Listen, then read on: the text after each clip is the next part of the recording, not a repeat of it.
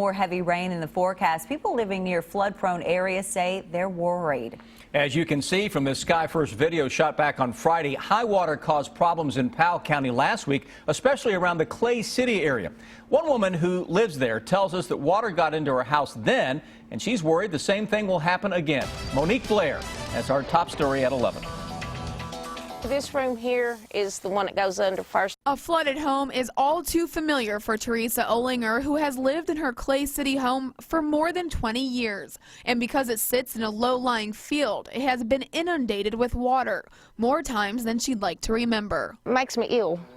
It makes me ill. Olinger says last week's rain was mild compared to what she has withstood, but it still wreaked havoc on her home. At 8:15, it had already come over the road. It was in this part of my yard, and then we watched it. Powell County Emergency Management is monitoring this week's forecast and says there is a chance for more flooding.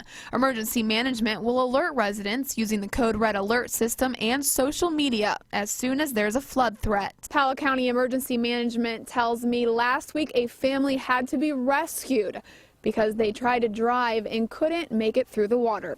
But once you get out there, you don't know for sure if you can see the bottom of the water. Olinger says she has prepared for this week's forecasted rain by doing what she always does. I take like the bottom drawers out of my dressers and I set them up, set stuff like that the water will damage up as high as I can set it. Olinger says she doesn't want to move regardless of the several floods she has endured and the thousands of dollars worth of belongings she has lost, simply because other than her home being prone to floods, she likes where she lives. Now I just kind of muddle through it and go on. In Clay City, Monique Blair, WKYT.